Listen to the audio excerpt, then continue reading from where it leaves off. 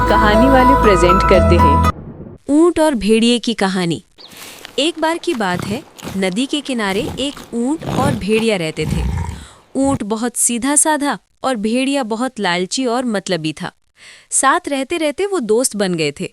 खाने की तलाश भी वो साथ करते थे। ऐसे में एक दिन भेड़िए को पता चला कि नदी के उस पार किसानों ने तरबूजों की बेल लगा रखी है। सभी पंछी वहां जाकर उनका स्वाद लेते हैं। वो भी खेत में जाकर तरबूजों का स्वाद लेना चाहता था, लेकिन इसमें एक समस्याएं थी। नदी पार करने का कोई तरीका नहीं था और उसे तैरना भी नहीं आता। ऐसे में उसने एक तरकीब सोची। वो ऊंट के पास गया और बोला, ऊंट भैया, मैंने सुना है नदी के उस पार बहुत सारे तरबूज लगे हैं।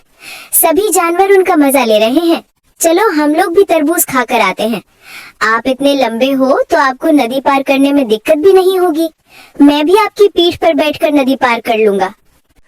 ऊंट उसकी बातों में आ गया और उसे अपने पीठ पर बैठाकर नदी के उस पार तरबूज के खेतों में ले गया।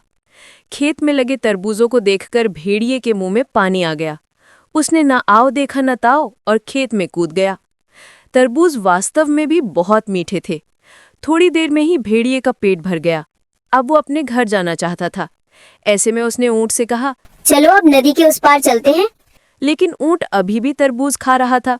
उसने कहा, अभी मेरा पेट नहीं भरा है, थोड़ी देर में चलते हैं। ऊंट की बात सुनकर भेड़िया सोचने लगा, इसका पेट इतना बड़ा है, अगर सारे तरबूज खा गया तो हम दोबारा क्या खाएंगे।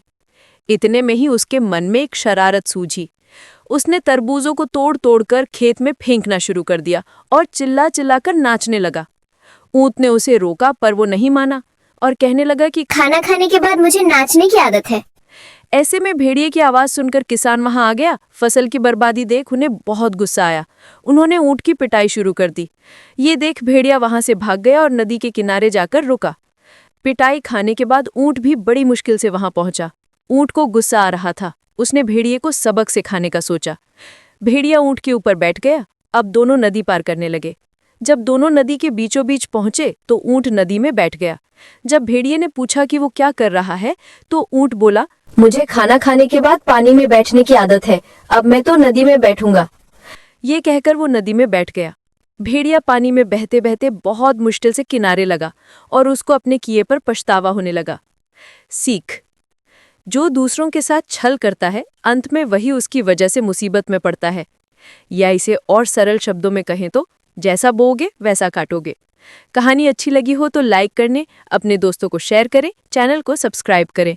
फिर मिलते हैं अगली कहानी के साथ। Bye bye.